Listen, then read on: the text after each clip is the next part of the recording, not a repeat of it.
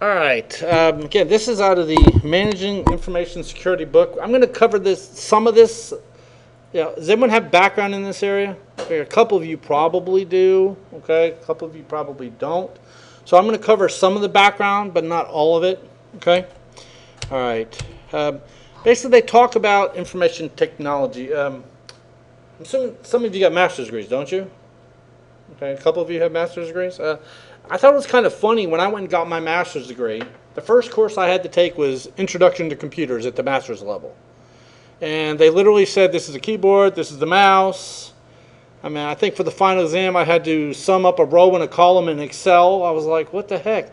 Well, they said the reason for that was a lot of people don't know what IT is. People get degrees in phys ed, history, so they don't know what IT is. So it's kind of important, okay? But IT, as we know, is everything right now. Okay, it's everything. The vehicle that stores and transports information. Without, like, right at the beginning of class today, the internet was down. Yeah, we could have lived without it, but you ever notice what happens at your work when the internet goes down? I'm assuming all your enrollment system is all done via the web now, isn't it? So if that goes down, what do? Nothing. You pretty much do nothing, so it's tough, okay? All right, it says the concept of computer security has been replaced by information security. It's really a big deal. Computer security is still there, though. Okay, we're going to talk about a whole bunch of these issues. Okay, all right. It says no longer the sole responsibility of a specific group. Back, years ago, you had the IT people, and they were like God, and it was just a couple of them. But now it's everyone. They're still important, but they got more people involved now. Okay. Okay. Basically, everybody has to know a little about security because heck, we all have passwords. We have access to different systems. So basically, everybody has to be involved now, including managers. Okay. I was when I worked at Tinker. We had these accreditation documents. This is back in late '90s. Before you could use a computer system on the Tinker Air Force Base Network, it had to be approved by the commander. Now I remember we would go and we would do all the checks and get all of it done, do all the paperwork, and he would just sign off on it. Now I always wondered, did he really have a clue what we did? No, he really didn't. And it kind of bothered me. It's like, we're doing all this, but you also look at it this way, that his name is now the one responsible. So if it is screwed up, who did it? He did. But it'll still flow down to us. But so managers as well nowadays. Okay, all right. It says there's a lot of people out there that have to make decisions. We have managers and professionals. Okay, there's a lot of those. Technology managers and professionals. Then we have business. The bottom part here, non-technical business managers and professionals. We all have those at school. That's the business office. That's the people who really don't know about computers. They important? Heck yeah, because they're the ones that determine if we're going to get a raise or not. But all these are all important. Okay. Okay. The InfoSec community. There's a big, huge community. Anyone ever go to conferences? You've probably been to some forensics conference at one point or another. Yeah. But a couple. Yeah. DEF CON's a big one. InfoGuard. There's a bunch of stuff going on where you can go learn about this stuff. IT communities. It's fun stuff. Go out there and start playing with all this stuff. Okay? All right. Non-technical, it says, articulates and communicates the policies and objectives. We have a policy committee at our campus that met like 4 years ago to work on all these different policies. But they haven't met since. And I asked recently, I says, when's the committee going to meet again? We haven't determined that yet. It's like, what the heck? We also, what do y'all use for student email? Do you guys outsource that to anybody? Do you know? Anybody? Google. You use Google? Okay. I've been asking for our school to switch to Google for years. They're still evaluating it. I said, so when's the committee on this evaluation meeting? Well, we haven't set one up yet. So you're evaluating it, yet there's no committee to do it. We use, it used to be called Outblaze. I think it still is. It was originally from Amsterdam. And if you know anything about the IT field, if you have an email hosting service from Amsterdam, guess what? All emails flag to spam. Amsterdam is one, other than the Asia Pacific, is one of the largest spam parts in the world. So all of our student emails are getting flagged to spam. IBM just bought them out. Now it's out of New York somewhere, but still, there's big issues with it. We keep saying, why don't we switch to Google? Well, we're not sure if it'll integrate with our system. Everybody uses it now. Why won't it integrate with your system? It's just crazy. But all right. So it's tough, and that's kind of where we're stuck at. All right. Some definitions, okay? Security is defined as the quality or state of being secure to be free from danger. Is that statement, a lot of people take that as the gospel. I don't buy a laptop with McAfee on it. Oh, I'm fine. Yeah, it came with a 90-day McAfee. What happens after 90 days? They don't buy it, they don't renew it, then the stuff gets bad. So it's tough, okay? This is basically means of several strategies. Basically it's how to do this stuff, okay? How are we managing it? And that's pretty much what this course is about, okay? That's a big part of it, okay? Physical security, operational security, communications, all those are important aspects of it now, okay? All right, and also network security. All right. Information security, protection of our information. Okay. There was a young kid, I read on the news 6 months ago, who hacked into one of the schools. I don't know if it was in Oklahoma. I think it was, though. One of the schools, and changed a bunch of grades. I always ask my students, what would happen if someone got in and changed it and gave everybody an A? So it's like, sweet, that'd be awesome. But would it really be awesome? Can you imagine our accrediting body when they hear that someone broke in and gave everybody an A? What good is our degree at that point? It's not. It's like University of Phoenix. Yeah, that's the only school where we look at their math courses they took, and they take like 5 math courses. I said, nope, you still need college algebra. Where do they teach? That's what our advisement says, that whatever they took, that's not even equivalent to college. What do they teach that's not college algebra? Is it like just 2 plus 2? I don't quite get it. Oh, well. All right. But policies, technology, training, awareness, all that's important. So obviously we're here for the training portion of it. Okay? Awareness. Does anyone ever read articles about technology? I read them every single day. I think that's cool. Stuxnet. It's in the news again. Y'all heard about the Stuxnet virus. When that came out, man, what, 2 years ago? Is it 2 years ago? Maybe 3 years ago? Remember, it first came out, I said, this had to be written by the United States. It had to be. It was written by the United States. Oh, no, it came from China. Y'all read the latest news now. It was made by the United States. So it's, the United States and Israel, they got together, and it's just, if you read the article about it, it's actually very interesting. There's the way they made it, and it's like, the new flame. Yes. The new flame one. Yeah, that's another one. Absolutely fascinating. Yeah, and the flame virus, they say it's actually been out for since 2007. Yes. But it didn't do anything. They did that so the antivirus programs assumed it was a good piece of software. It just sat there, did nothing for years. That way, when it came time to activate it, think about it. Didn't Friday they said that they're seeing that the flame is now uninstalling itself? Yeah. Whoever wrote it is now sending communications Oh, to say, jeez. whoops, we've been discovered, and it's starting to delete itself off. It's pretty amazing, the Wow. stuff that I think that came out Friday, that they're Jeez. starting to see that the flame they stuff is... calculated cryptological collisions Yeah. to get it to pass certificate tests and stuff. It was- absolutely yeah. amazing. But I always tell people, insiders are a big issue. And if you have a classroom and you got people just sitting there, what if you have a student sitting there and, have you ever taught a class where someone who wasn't in your class was in your class?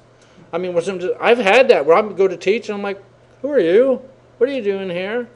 But that's kind of what that virus did. It was just sitting there. It was just sitting there for years.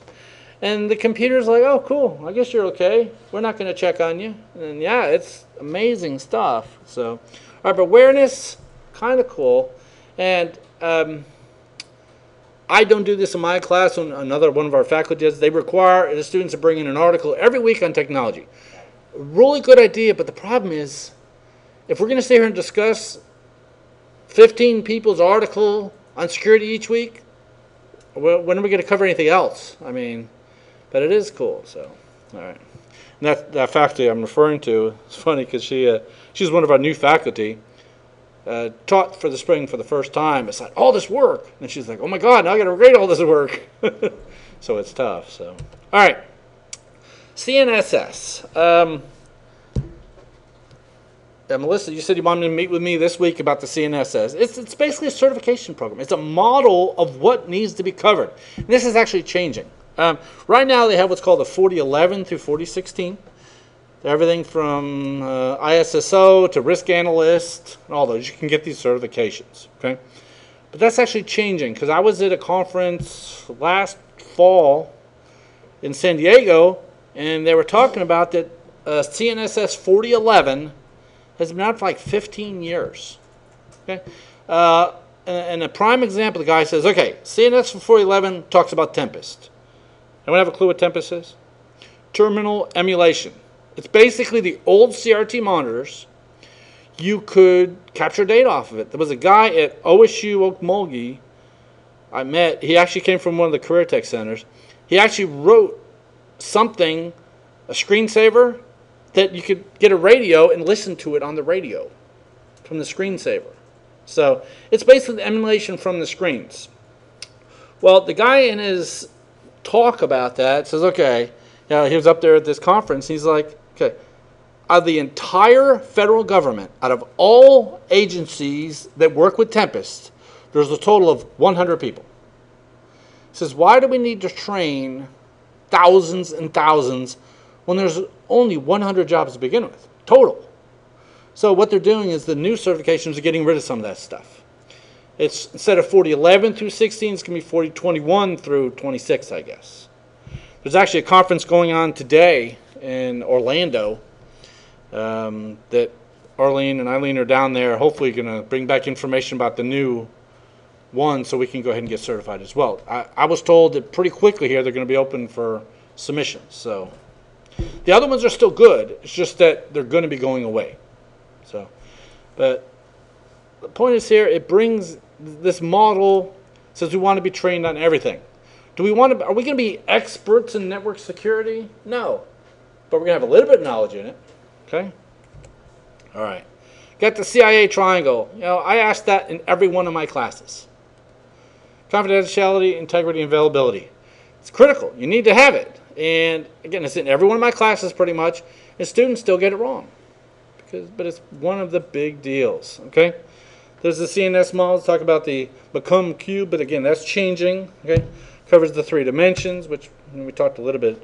And NSTISSC is another way of doing it, but it's actually the older ones. The CNSS replaced those. Okay? Again, all this stuff is going away, but it's just a model of what needs to be covered. Okay? All right. Here's what they're talking about how CIA involves with policy, education, technology, and storage and process. So basically, it's everything. Okay? All important stuff. Okay? All right. Confidentiality. Do you all know what confidentiality is? Hopefully you all do. Okay? I would say these 3 topics, confidentiality, integrity, and availability, is probably the 3 most important things you need to get across to your students because they don't know it. Okay? So, this is the characteristics of information whereby only those with sufficient privileges can access certain information. Okay? I award certificates to our students at the end of each semester. And to do that, I have to determine which grades they got in classes. Makes sense. I'm not going to award a certificate if you didn't pass the classes. And since it's certificates that I manage, I have to look those up. Well, I went to the school and said, hey, I need to be able to get their grades. And what I did at one point was they would, okay, after all grades are submitted, they gave me this book. Because I don't know if you guys still do it. Whenever we submit grades, we do 2 copies. 1 copy stays in division, 1 copy goes over to admissions, I guess backup copies. But try going through those books and finding all these grades. It sucks. So I said, why can't I just look at what's submitted into the computer? And they gave me access to it, but they said that the security is not granular enough. They said to give Ken access to see grades, Ken has to have access to see all grades from all classes on the entire campus. In other words, they can't restrict it just to certain classes. So it kind of sucks. But, you know, so really confidentiality at that point, you know, okay, I don't care what people got in English and whatever the nursing program, but I do, if I wanted to, if I was a bad guy, I could go in and see that. So really that confidentiality is out the window at that point. Because I have access to something I really don't need, but they don't have a way to make it better at the moment. This is where the people are getting pounded by HIPAA. Yes. Because somebody famous comes into LA hospital, and then somebody that doesn't need to see those records go in. One person got fired and spent 2 or 3 years in federal jail For saying stuff. well, yeah, he leaked it to the press, but was it Paris Hilton or somebody like that? Yeah, I can see that happening. It's tough, but people just don't understand. Because the neat thing is, it's like the gossip mill. Ooh, Paris Hilton's in the hospital. So what are you going to do? You can tell everybody, hey, Paris Hilton's in the hospital, or whatever, what's going on. So, all right. Information classification, that's important. That's the whole security thing. We're going to talk more about that. Secure storage, where do you store it at? Yeah. A lot of people don't realize, but if you, in IT, say you make tape backups. I'm assuming you probably still do some of that around here. So you make tape backups. So where do you store the tapes? Do you store them on top of the computer? Some people do. Or do you store it in a safe? But what is the security level of the tape? It should be whatever the security level is of the information. Okay. Application policies, education. There's a lot of stuff involved in this. Okay. Integrity. It says whole, complete, uncorrupted. Is it really what it should be? Okay. All right. And the damage is destructed. There's just all kinds of issues about integrity. Integrity is very, very important. You would hate for somehow that stuff to be changed. Okay. Encryption can occur when it's being compiled, stored, transmitted. Easy enough. And availability. Internet was down this morning. If we had needed it, luckily I transferred these slides. Well, it's back up now anyway, but luckily I transferred these slides ahead of time. But availability is a big deal. If the internet's down, we can't do a lot of work anymore. Okay. Our school went down, probably a couple months ago now, for a power failure for like 10 minutes. And not all the UPSs lasted long enough. So, man, for some reason in my building, I could copy from one machine to another, no problem. But to copy from one to a different computer, I could handwrite the stuff quicker. And they finally ended up finding the route. Something happened in one of the switches that was routing it like who knows where. And it was tough. It was very, very tough. And what ended up happening was we couldn't get our work done. I could literally copy my data to a flash drive quicker, carry it, and copy it back than I could copy through the network. So it was tough. All right? So availability is a big issue. It says, does not imply the information is accessible to any user, but it needs to be accessible to those who need it. Okay? All right. Privacy. Another important thing. We want to keep our information private. That's the one reason I didn't like Dropbox. I couldn't set the permissions. You either had full or none, which sucks. I don't like that. So I always had to keep double copies of everything in case someone went and deleted one of mine. So the other ways are much better now. Okay? All right. Let's see. Identification. That's that whole who they are, what they have, that kind of stuff. Okay? Hopefully you all know what that is. But identification is kind of important. That's login. Does anyone use Google two-factor authentication yet? Let me see if I can use it. Hold on. I'm going to log off of here. Sign out. Alright, now I'm going to sign back in. Hopefully it does it.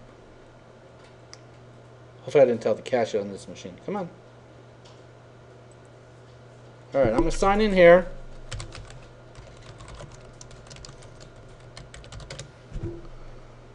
Ah, darn it, I kept it. Well, let me close this browser out. Hold on.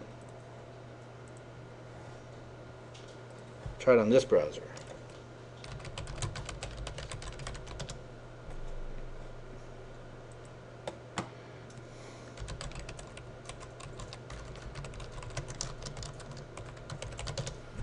There it is. Okay. I enabled Google two-factor authentication on my Google account. Does anyone else use that yet? Well, you need to. What's cool about it is I need a username and password to get in. Then I need something else.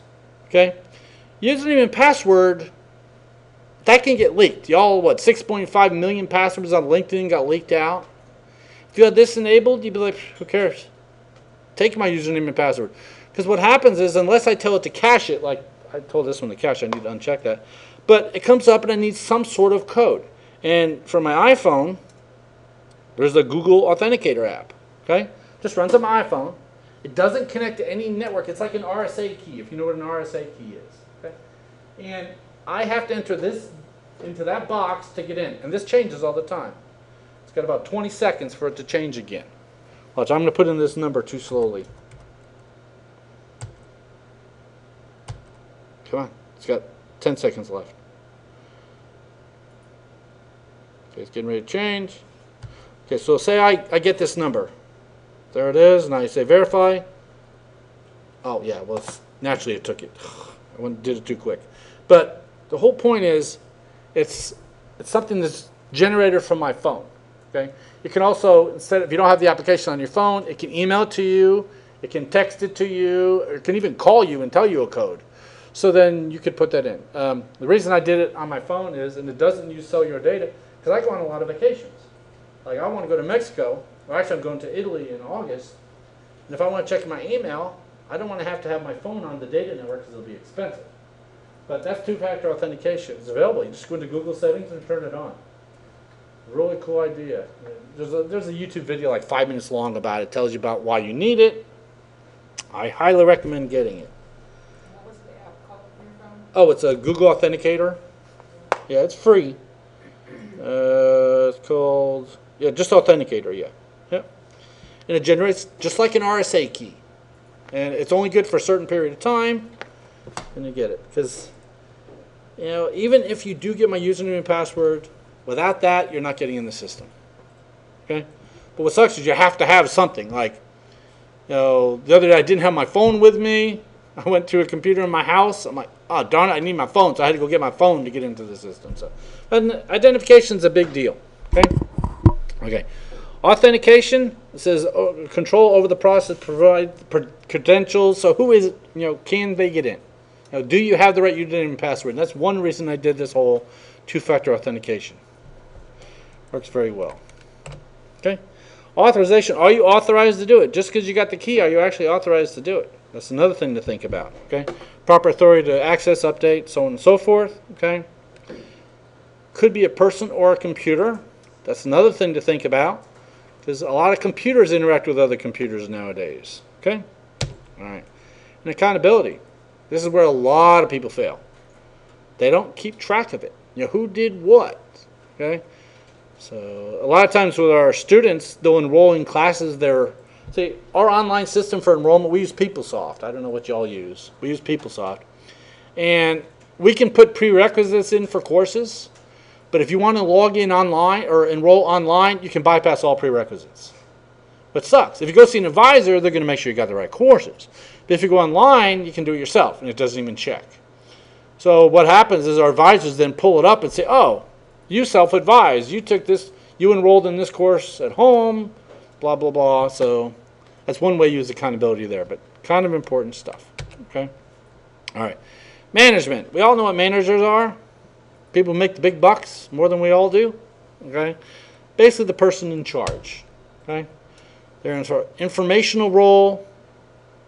And whenever you've been in meetings with managers, it's, you know, I was the faculty senate president a few years ago. I don't know what your school does, but as the president, I had to go to so many other stinking meetings. I had to be on the administrative council. I had to go to all these meetings. Man, so many of them, we just sit there and it's talk about stuff that I really could care less. But okay.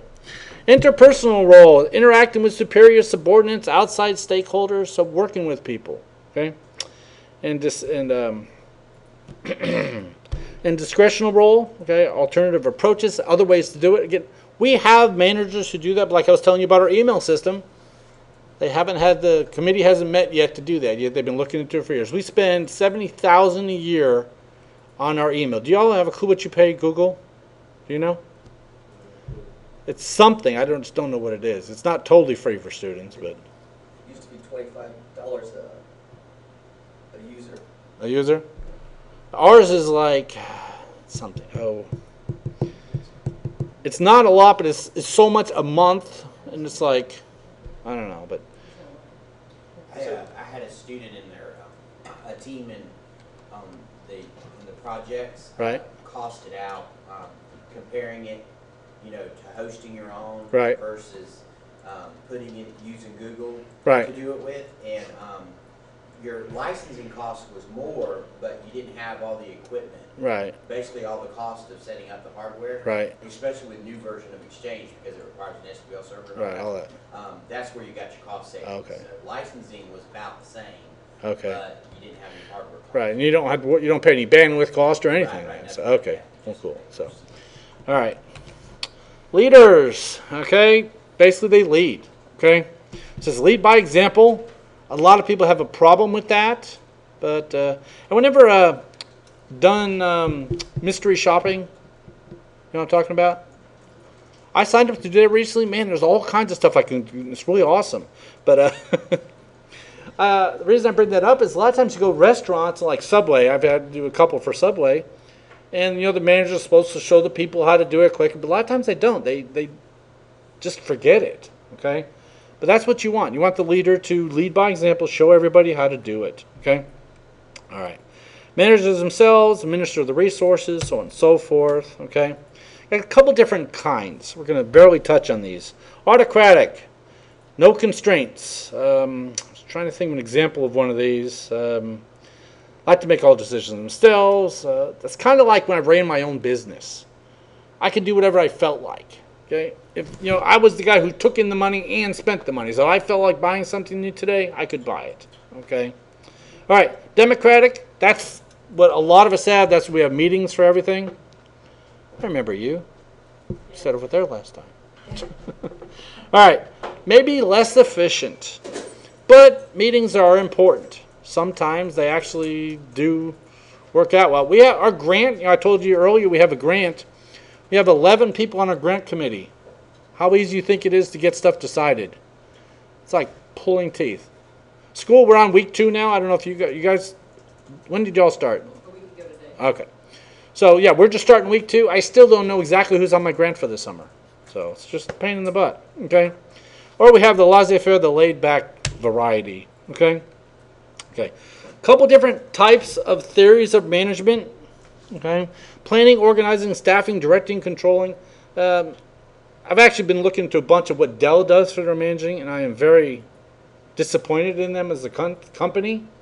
And actually, that's why my friend actually a bunch of people are quitting out there. It's terrible because the way they do all that, the way they, I don't know, it's just bad. Okay. All right, we also have the planning, organizing, leading, and controlling. The POLC is another way of doing it. We're going to talk about all these real quickly. Okay. All right, but here we go. The planning, organizing, leading, and controlling. It's a continual process of what you do. It's just a way of managing. Again, we're not going to get into it in depth. But planning is probably the most important one.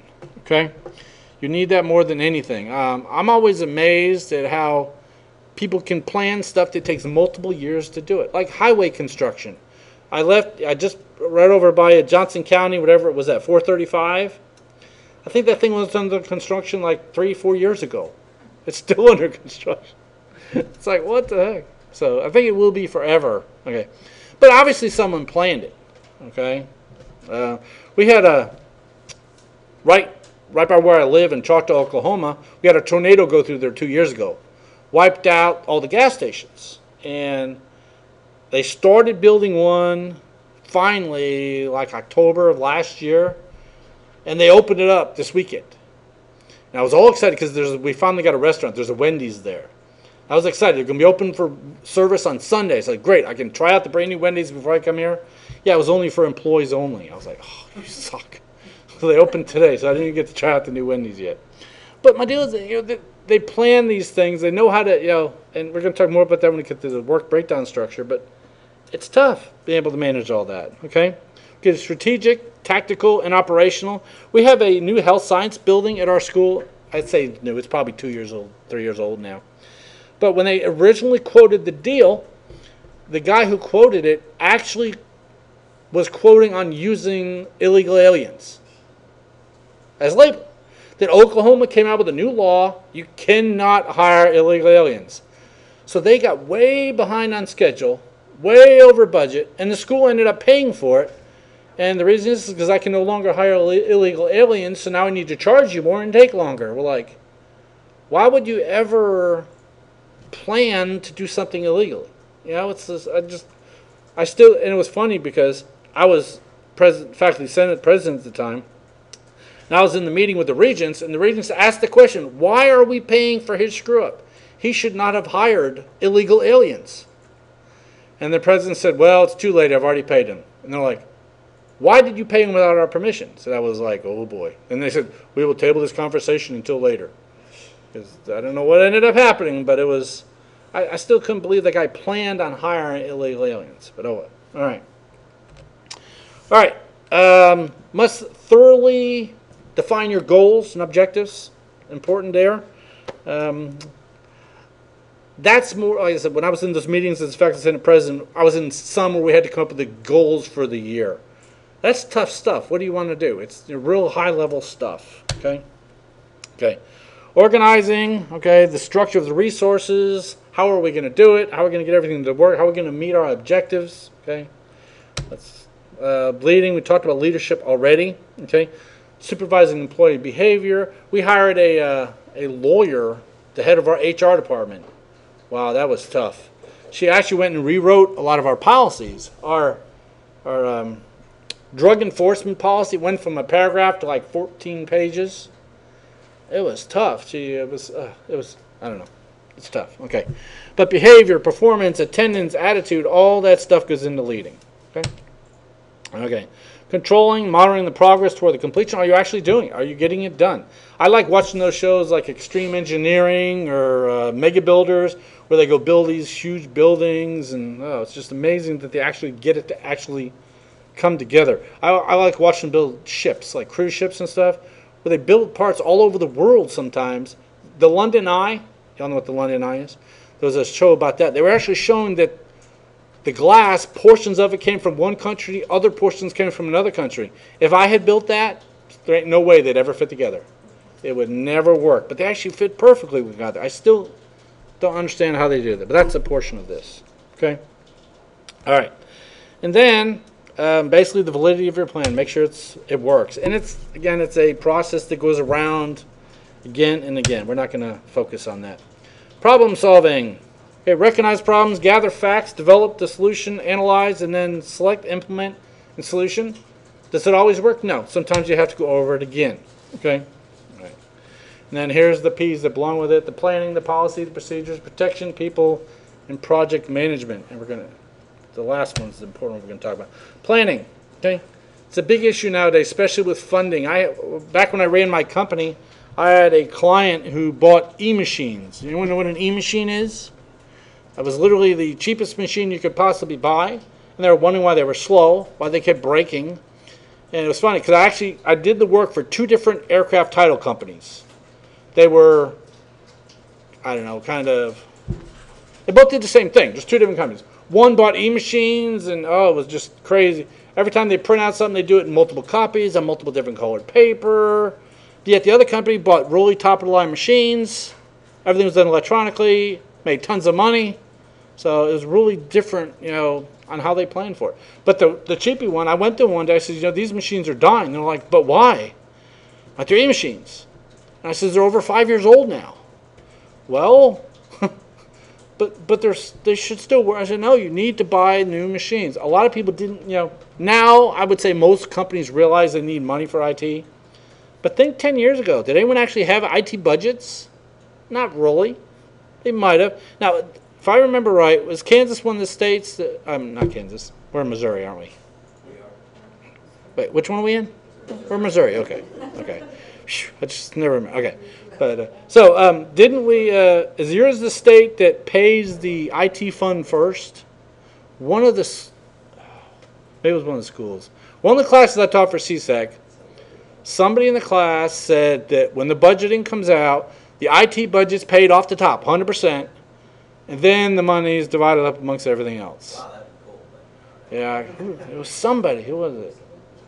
I don't know. It was one of the students in the class. But yeah, that would be awesome if we could. But, oh well, that's life. All right. So planning the big issue, okay? Lots of plans out there. Okay. Incident response plan. Again, we looked for some of this stuff at my school, and they don't have a lot of it. Risk management, security program plan. There's just lots of planning involved. Policies, another thing that's very important. I actually met with our CIO at our school about the policies as they pertain to IT, because we actually got a little bit of money to hire an information assurance specialist to work with that. And we asked him, where's your policies? He's like, they're in our head. We just know them. I said, yeah, but they need to be written down. He goes, yeah, but we only have a small group. There's only like 10 people that work in the main area of IT. He says, we don't write it down because we all know it. I still cannot get that into his head. I don't care if you know it or not. It still needs to be written down. Because I said, what happens if all of you would get wiped out? Like, you all go to luncheon together. Well, Mike over in the other building knows it. It's just, they literally have none of this. They have no policies in place, and it's tough, okay? All right. Okay, we have the enterprise security policy with the issue specific and also systems specific. It's basically different levels. What do we do at the school? What do we do, if something happens? What do we do for specific systems? So there's just not a lot of that out there, okay? All right, programs. There's a lot of programs out there to help manage this stuff, and we're actually going to talk about a couple of them here in a minute, okay? But physical security programs I talked about, guards, gates, we just, what do you do in that area? There's a lot of programs out there. Protection, what do you do? What do y'all use for antivirus here at your school? Do you know? Forefront? That's not the Microsoft one, is it? Yeah. Okay. We just switched to that one. Okay. I couldn't remember the name of it, yeah.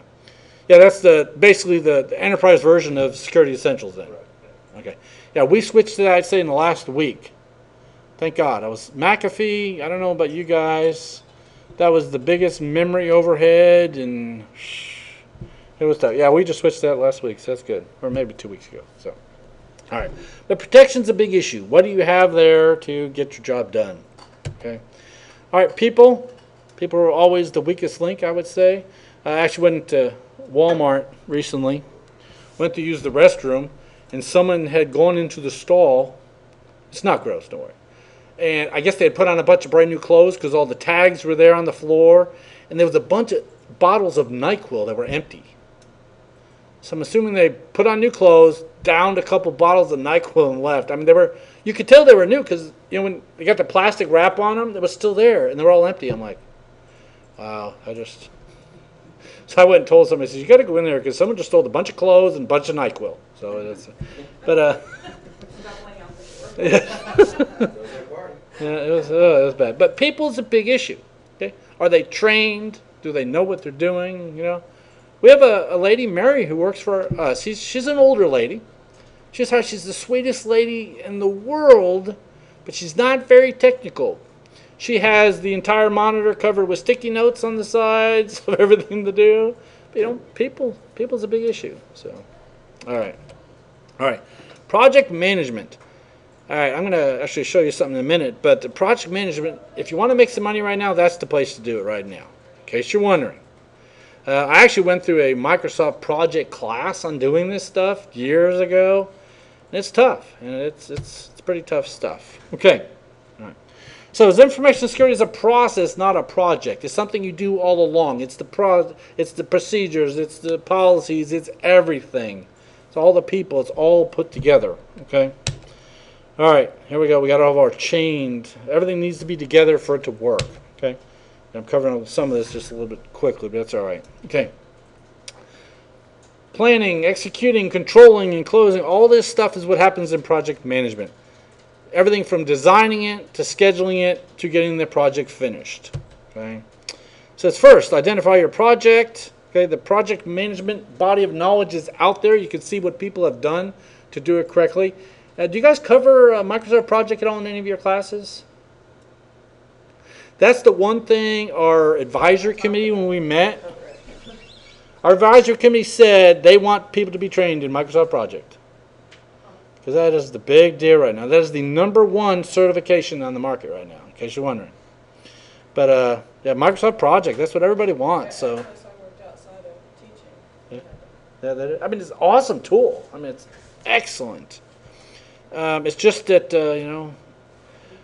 that's how they do everything nowadays. We're going to look a little bit about that in a minute. Okay. There's different areas that have all kinds of information. Basically, the point is there's lots of stuff out there already, so use it. Okay. All right, a bunch of different areas in it. The development, the monitoring, the controlling, all that stuff, there's information out there already to go look at. Integration, control, there's all there, okay? The project development, again, I'm not teaching Microsoft projects, we're not going in depth on this, but core components of the project, all this stuff is put together, okay? All right, let's see, okay, well, here's the scope of the project, and we're going to see an example of one, so in a minute, okay? And there's like 80 slides on this, so that's why I'm going to go through this kind of quick. We'll be here forever. Okay, deadlines, a big issue there. Okay, it's a big issue with a lot of places. I was driving through Texas recently, and I noticed Texas works at nights, on weekends, and everything else. I don't know about you guys, but in Oklahoma, I think they work on the highways between 8 and 4, and that's it. They only work on it when there's traffic, but they never do it at nights. Late at night too. Like if I teach night class, Yeah. I go home 10:30 at night on 4:35. But they're doing it though. But ours, they don't do work at night. My point is they don't. Yeah. Here they do both. Oh. Yeah. Yeah, but Texas. It's 24/7. Kansas is 7 to 9, Sometimes it feels Yeah. like 4 to 6. 10:30, 11 at night. Just the rush hour times. Oh yeah, that's handy. I see that. Yeah. Was it in California when they had that bridge went out? They paid him like billions of dollars in bonus because they got done earlier or something. There was a big deal about that. It's just, yeah, I don't know. Be nice. But, all right. But we're going to see a work breakdown structure here in a second. It'll show us all this information. Okay. All right. They talk about budgeting for it. That's a big issue. What money are you spending on it? Okay. Resource planning, cost estimating. Actually, while I was on the way up here yesterday, I had my insurance agent come to look at my roof. I'm getting a new roof.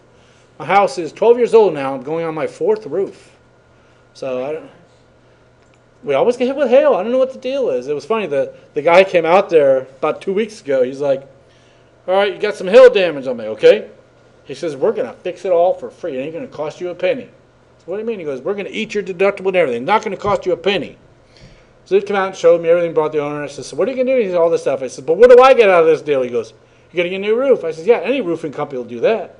But what I get out of this deal? So they're also siding my little building in the back. So I want some free siding on this building. So they're eating my deductible and siding my buildings. That's handy. But yeah, yesterday, they came out and looked at my roof yesterday. 4:30 in the afternoon was on my way up here. $20,500 replaced my roof. Isn't that crazy? And, You must have a huge house. well, it's 2,100 square feet, but I also have a small. You have high pitches? Yeah. You have Yes. high pitches, you pay extra for that. That's why. Yes, I do. That's hazardous. But I also have another small little building. Plus, I have a metal building with a carport they got to do part of. They And I, can't hire any illegal labor. yeah, that's true. Here, Wood shake or timberline? it's asphalt shingles. Is that what you're asking? Yeah. Show you what it looks like. 20,500 because it was funny. They come on. The lady said, "I'll just go out to my car and write the check." But she was out there an hour and they came back and says it's too much. I can't write a check for that amount. It's like, wow. This is my house right here. You see it? Yeah, you got high pitches. A lot of different. All right. You're paying for the pitches. See these here? These are solar panels. These aren't damaged, so I don't have a clue how they didn't get damaged. But they're going to have to pull off the solar panels. By the way, the pool is blue now instead of green. But but they're going to have to they're redoing this shed here, and they're redoing this carport. There's a carport right here on the side, right here. So they're going to redo all that. $20,000. I'm like, geez. But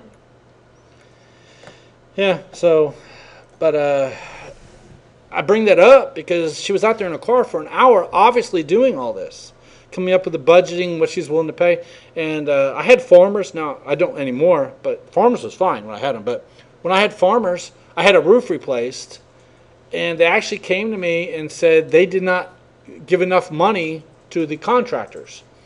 I guess the contractors have to, go by whatever the cost of the equipment plus labor, and somehow it said that if the contractor had to hire more than 2 subcontractors, which he hired a roofer, the gutter person, and I don't know, someone else. But basically, I qualified. Well, I didn't, but they didn't get enough money.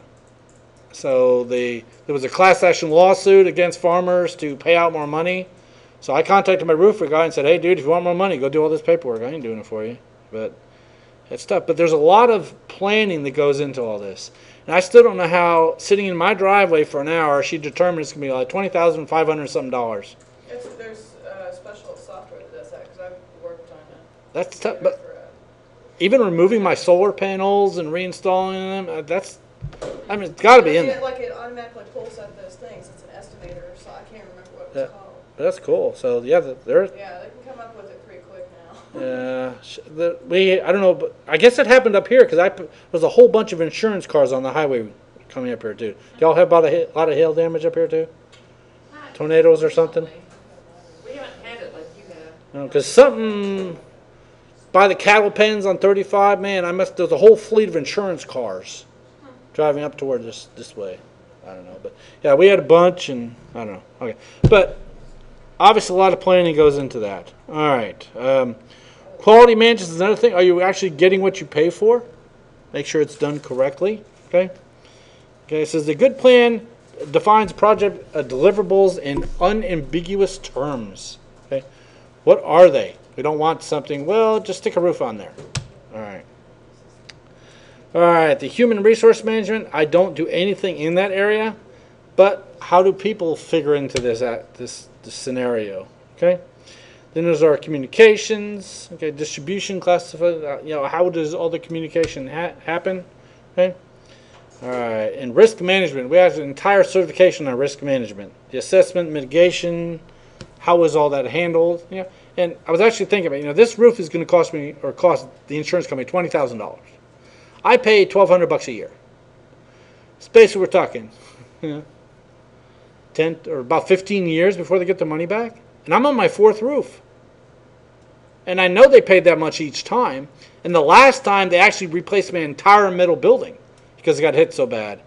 And mine is all insulated, so they actually had to dismantle the building, re-insulate it all, and it's like, I don't know how they're making any money on me with homeowners insurance. They can't. Because if I'm on 4 roofs, and figure if they only cost $20,000 a piece, that's $80,000. So that's a lot of money. All right.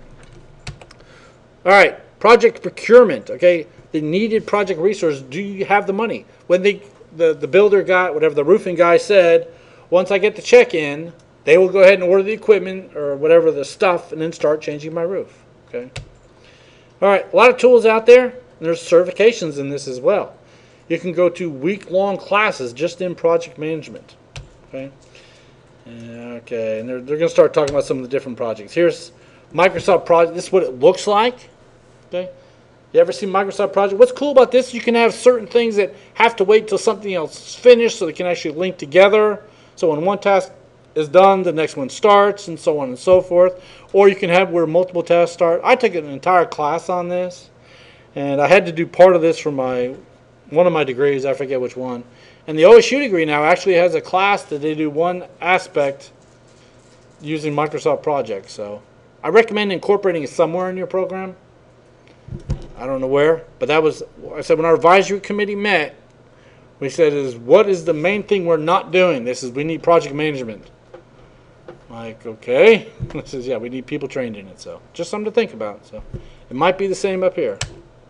Okay. Work breakdown structures, which is kind of what we're looking at there. It's really a Gantt chart. But work breakdowns is a simple planning tool. Okay. Each task is listed. Okay. Then with each task tells you what's going to be done. I've had my students in the past design a network.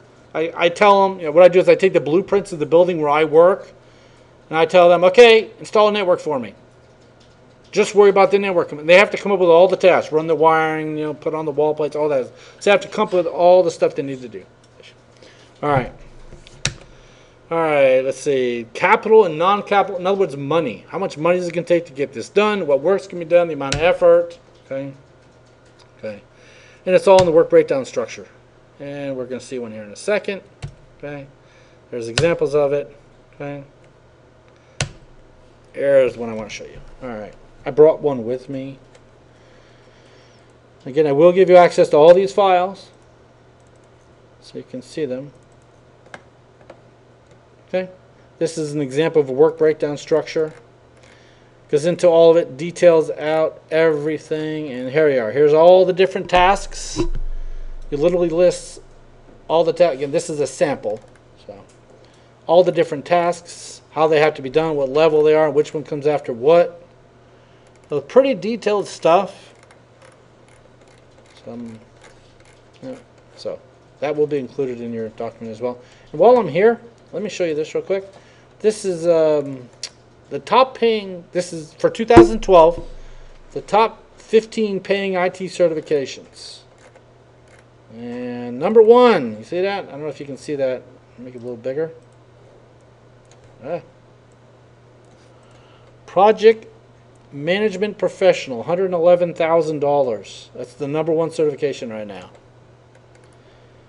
Anyone have a PMP certification?